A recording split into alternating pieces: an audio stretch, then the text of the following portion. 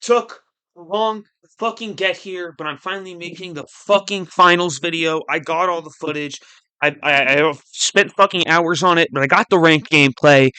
I actually got a fucking script this time, so you're gonna sit your fucking white.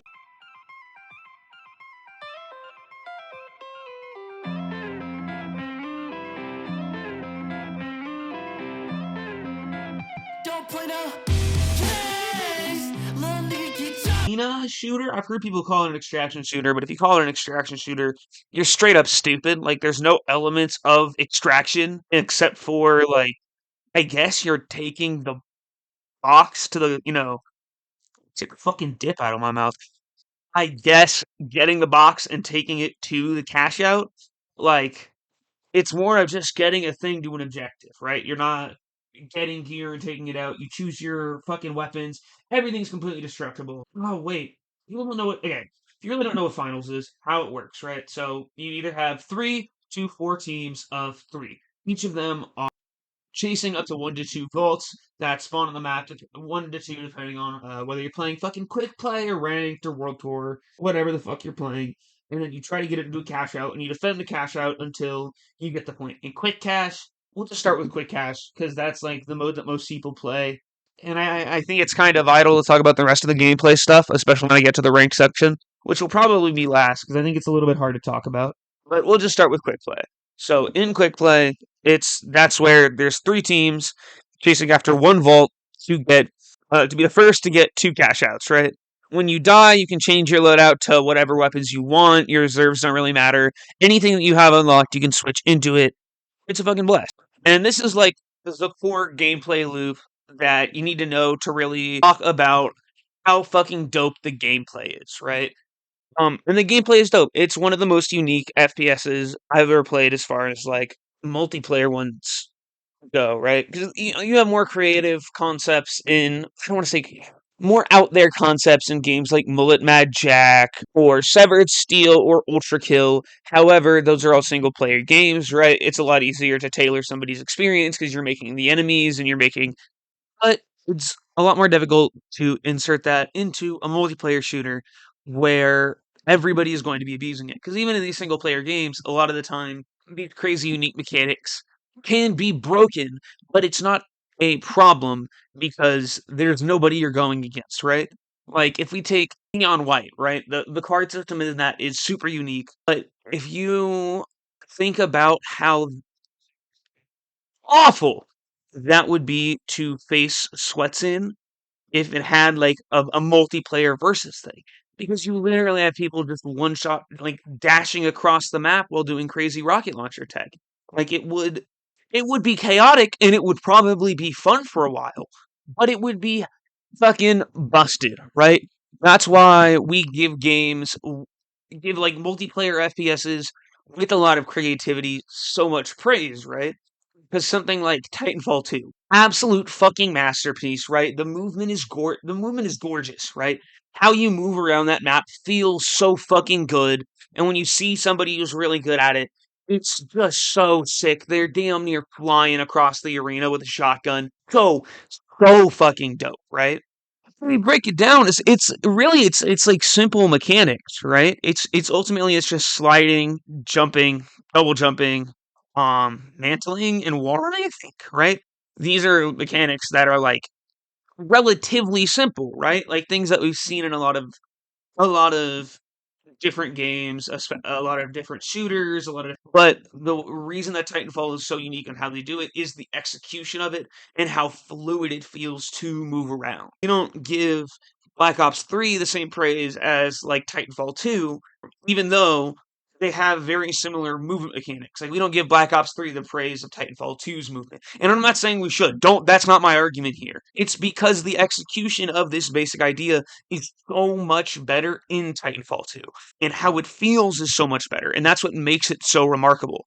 That like a limited, not limited, but that more basic idea allows them to fine tune the balance of that game to a level that like couldn't be done if they just tried to like game a bunch of shit inside of it. Now, why the finals is even better than Titanfall 2 is that it takes a bunch of things that would be like the unique selling point in like a multiplayer FPS and puts them together to just have this fucking beautiful mishmash of, and I obviously mean that in a complimentary game, hence the title of this fucking video.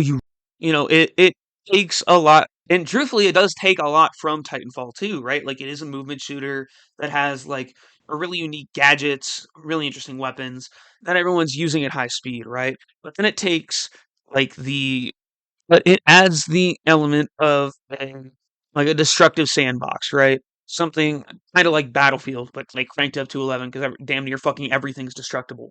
And then you take a very unique way that the game is played, not just at the casual level, but competitively. Um, which I'll break this down more in the lore video, but little tidbit, little side quest here for you. They did a dumbass decision and they changed the ranked mode from the like cash out shit that made the game like, well, popular. It's really popular in beta, fell off, yada yada yada yada. We're not talking about the this is the fucking death of a game. Obviously, I'm not talking shit on Titanfall 2. I'm just making an inflammatory statement. But for a time period, they changed ranked to basically like Counter Strike, right, where you get the site. And it was a terrible decision, and the devs realized it was a terrible decision. So the next season, when they changed it, they made it part of the lore that like the higher ups that are running the show are made a dog shit mistake and it dropped viewership a bunch. So they changed it back, which I think is just a really cute way to be like, hey, sorry guys, this was dumb. But you have, as I said, these like features that in other games would be like the unique selling feature are all put together so smoothly in a way that like you just don't get, or like you would get with a compromise, right? Like it's like, oh, this aspect is cool, but the gunplay feels a little weak, or the destructibility is cool, but the guns are generic, or like the game mode is cool, but there's not a lot of like diversity in the ways you choose. But there's so much diversity in how you play, in the weapons you pick, and the gadgets you choose. That like, as cliche as it is to say, no two games are ever. Fuck, dude. Okay, I kind of set up a transition for two things, but I think we're gonna go with. And because there are so many ways to play the game, it leads to a lot of skill.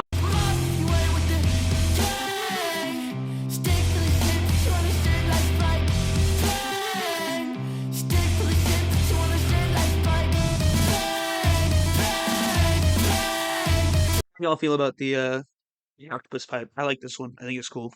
So the skill expression in this game is absolutely fucking batshit insane. Oh, mostly due to the fact that because of all the little systems, the game is absolutely fucking insane, and there's constantly something happening. There's always some sort of chaos, and like there are so many ways to make a loadout and play around a lot of factors of this chaos. You can have very destruction heavy loadouts that are meant to like create crazy angles that they can't see you from, or like great high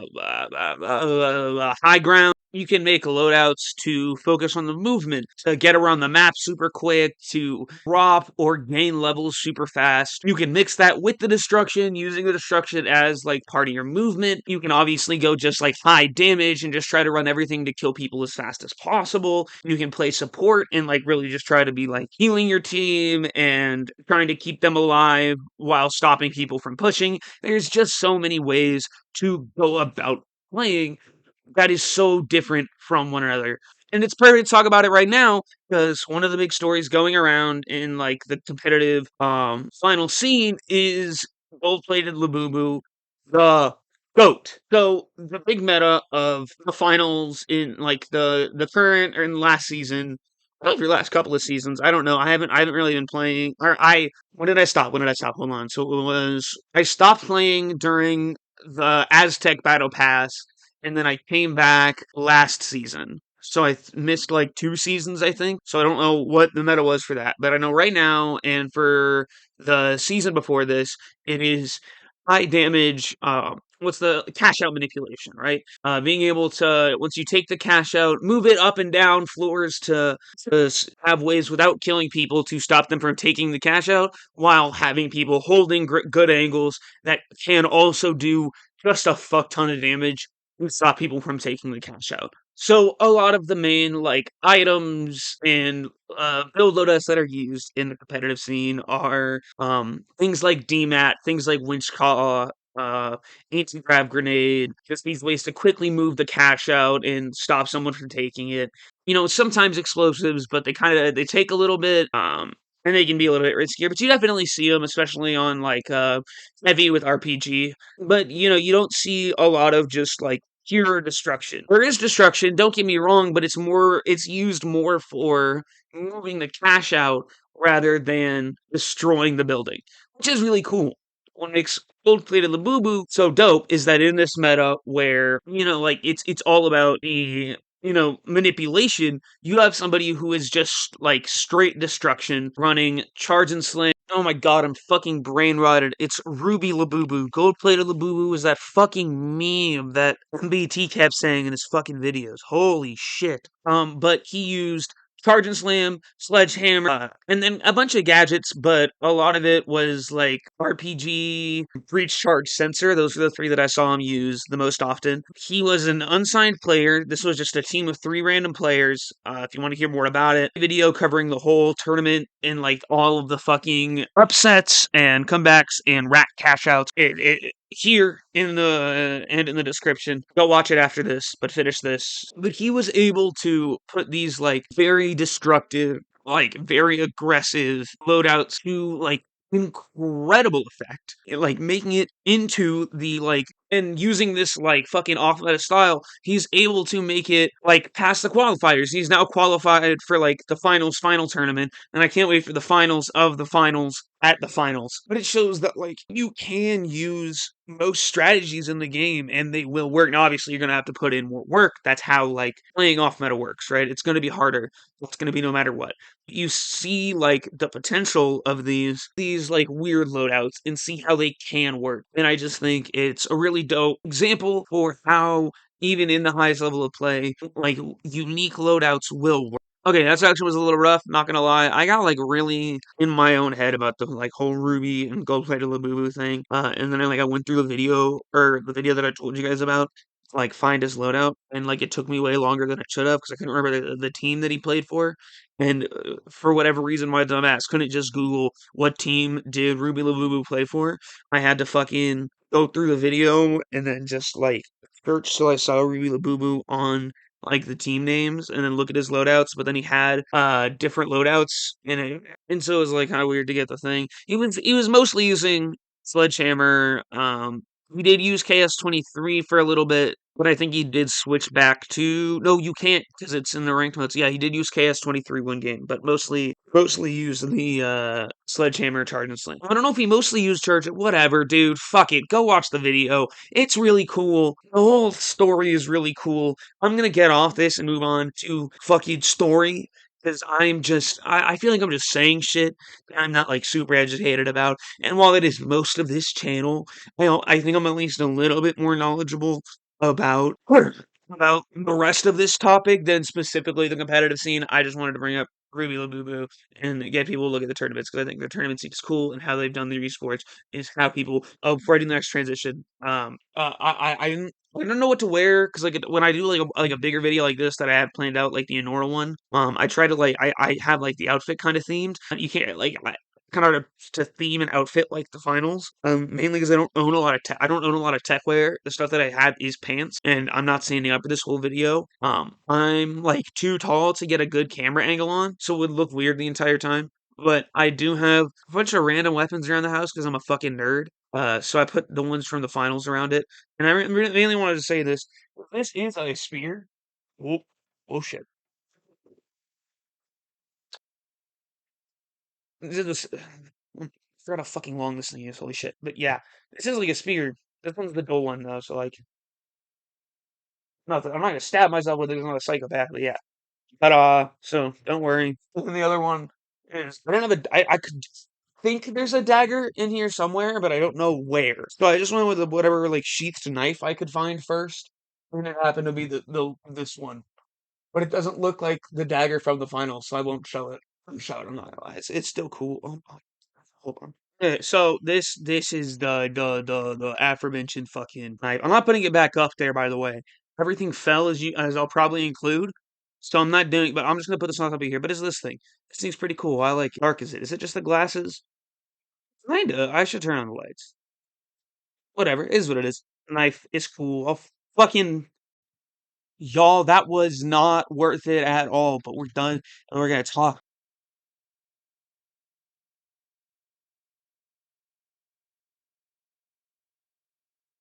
So, live service games aren't exactly known for their story or their lore a lot of times. It's usually just some like dumb background things for channels to theorize with and get views by fucking kids 12 and under. But I feel like the lore in the finals is actually like a really well thought out, like sci-fi, hyper capitalist is. But I think the finals uses being a live service game and like the different seasons to pace out the story really well and to release information and pieces of the story in a way that keeps you hooked and keeps you interested in the seasons for something more than just the cosmetics or like matches. It's very, ludo narrative consonant, but I guess I should explain like the background to explain why it is so ludo narrative constant. So in the finals, you have the world. Obviously, the world has gone to shit. It's absolutely like fucking gone. And so most people live in the virtual space, which is where the finals takes place. The finals is like this game show sport hybrid that is viewed by a lot of people in the virtual space, like a sport would be. So each season that we are seeing is similar to like the different seasons of the finals in universe, right? The new cosmetics are like actually new cosmetics in the world of the game. You are controlling your character while you're controlling your character. There's the whole thing in Metaphor Refantasio where they're like, this is a book looking at an alternate universe, and like there's a god who will help us to get past this, and it's supposed to be an allegory for the player and their role in the game. It's really not related at all, actually. Uh, Wow, Mink. Let's explain something that sounds weird that's not that complicated by bringing up a JRPG. God, I'm just so smart, guys. It's like it's incredible. Whatever, you get it. You're the player controlling the character while there is a player controlling the character, so you're effectively playing the player playing the character. That's a much better way to describe it than whatever the fuck I was trying to mention metaphor. I don't know, maybe nerd cred? Like, wow, look at me. I mentioned a popular JR. Whatever, dude. Who cares? But it makes it like really immersive. It's something that I don't really feel from live service games, right? Like when I'm having a conversation about the game, like while I'm playing the game, I'm always like, man, this is kind of an in lore like conversation because all of this could be from player to player, like in world player to player, not human to human. That's what, perfect. Player to player, human to player for like the person controlling the character, human for human. When you're talking to human, it feels like a obviously not like major lore, but like your character's lore, because it feels like a conversation that could be happening in universe. It also makes it so that it's really easy to kind of like make your own lore in your head for like your character and your friends and like treating your club as like the in-universe team. And I think it's like a really fun way to go about it because they like they do have other like contestants who have been like the main part of a battle pass, so it makes it feel like you are playing to become one of the great finals players, right? Which also makes the esports feel also immersive because the esports players got skins in the game, like the in universe contestants got skins of them in the game in universe. So like it's sick, dude. It's fucking dope. And like I'm just saying, you could think of it like lore about the contestants, because most of the lore in the final is about like the world itself and the different corporations battling. So it gives a lot of space for you to have your own head canon, and I think makes allows people to do it without feeling embarrassed. Like a lot of my friends who like don't normally do like headcanon will like think and talk about like their characters in the universe. And I think that's something really cool. Isn't as big of a thing in any other live service game, but a lot of other games in general. And I think it's like a huge part of it. But don't get me wrong, the corporations battling is really sick. Seeing the different corporations try to get their name out there as like the big dog, and this like constant war is going on in the background. You're hearing it through announcer lines that you get if you make it to a certain point in ranked, or Easter eggs if you go out and look for them, because they add in new Easter eggs every season. Where like you have like a sub community in the finals where they spend the time every season to find it, and it's really cool. It's not my thing, but I think it's a really cool part of the community, and it's a cool way to deliver the story without just being like, here's a random cinematic.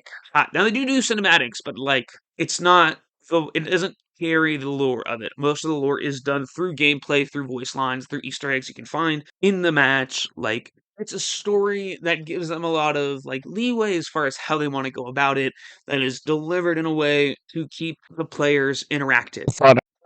Next thing I want to talk about is customization and how they handle microtransactions. Because I think the finals is one of the few games that isn't predatory as far as like pricing goes. There's an argument for live service games and FOMO that, those sort of games inherently are kind of predatory, but that's a whole nother discussion. I think for the genre and for like the prices of stuff, it is not predatory at all. I think the fact that whatever cosmetic you get, whether it be in the battle pass or you buy separately or you get credits to purchase, can be used in like any of your outfits, because outfits are, well, certain outfits are full outfits, but most of them are individual pieces. So you can wear like the pants of one outfit, the shirt of one outfit, the gloves of another outfit, the hat of another outfit, the headphones of another outfit, and it just leads to so much like customization with anything you purchase, as well as them giving you a bunch of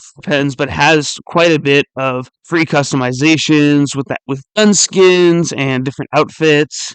The most recent Halloween event had a free orc costume, and as well as two free legendary weapon skins, and then another weapon skin that you could have gotten through Twitch drops. And they tend to do this for every event, and free version of the battle pass, you will still get outfits. You will still get pieces of an outfit.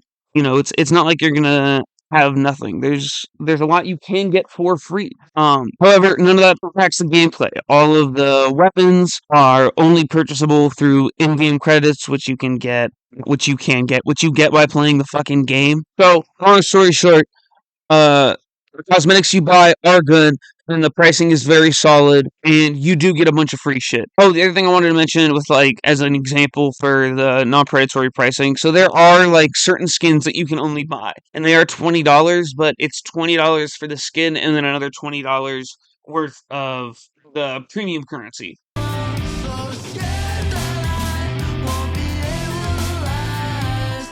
Swiping hidden places, stop missing for Sorry for the jar change. I just figured I'd change my outfit while I was in the load screen. I even got a pet mimic. Jesus Christ, mimic. I also want to talk about the balancing of the finals because I think it is super interesting, right? It overall it's balanced really well. You can see success with almost a little bit of balancing. Just I think it's really interesting in this game with the dilemma of it, right? Because I think the finals has the problem that fighting games have, where like in fighting games you have the issue with like grapplers. If you make grapplers too strong, people are fucking pussies and they get like really upset and they end up getting mad, which, has ruins ruins the game experience for those people and so on and so forth, right? And I think the same thing happens in finals with weapons like the MGL or Charge and Slam or the Cerberus or like the dagger, right? If they get too good, people are going to get upset. And for clarification, I do know that that issue happens in other like shooters, usually with shotguns, or like a riot shield or something, but not to the same extent, as like the finals are fighting games, which is why I use it as the example, or like not example, as the compare. And I think the peak of that interesting like issue with balancing is like the light class as a whole. Since the game came out, there has always been this weird balancing act with lights where it's like you can't make them too good or everybody fucking hates them, but you can't make them bad because there are a lot of light players and light is a very fun class. it really leads to this interesting struggle of how to make them decent without making other people mad. And I think it's at a decent point right now. I think people on the non-competitive side or like not even competitive like do have an issue with it, and then some people who are starting to get into competitive. But that might also just be like, oh, I'm used to it now. This is what light does, so it doesn't seem like as big of an issue. But at least to me, I think it's in a pretty decent spot now. I'm curious to see how that changes in the future with, new weapons and specialization increases. Like we already saw a really big buff with the grappling hook recently with the drop in cooldown, which put a it's not like a full new playstyle for Light, but it really helps Light to change how they go about things. Now, it probably is a different playstyle, or at least a different approach to going about the same. But that's not like a super large portion. I just thought it was interesting, so I wanted to bring it up. I'm sure there are people who are like much more intelligent than me who can actually break that down. But the part that I want to go to now is arc.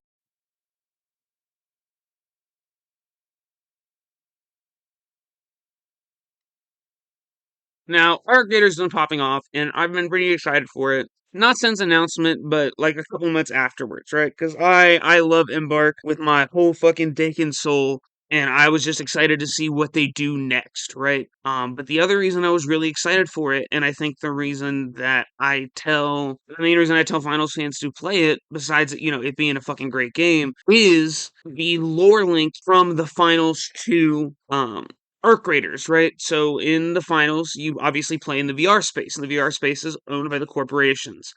In you we hear about the meat space, which is like a completely desolate land where there are some like stragglers alive, but not the majority of people, right? And Arc Raiders is the meat space, right? You play as the stragglers that are mentioned, in the finals, right? And I just so fucking interested in how these two are going to link as far as like their straight up plots go, because there's a lot in Arc Raiders about the corporations sending more drones and getting more aggressive towards raiders. My main thought is that we're going to see something in the finals about the big corporations trying to expand and trying to go back to pretty much wipe out all of the people left on Earth so they can colonize Earth and use it as pretty much a power bank, because all of the, a lot of the natural resources have come back through humans being gone for so long. I think in the finals, we're going to see propaganda about the Raiders and about the meat space of, or at least Earth in the meat space, to try to get people more on their side, right?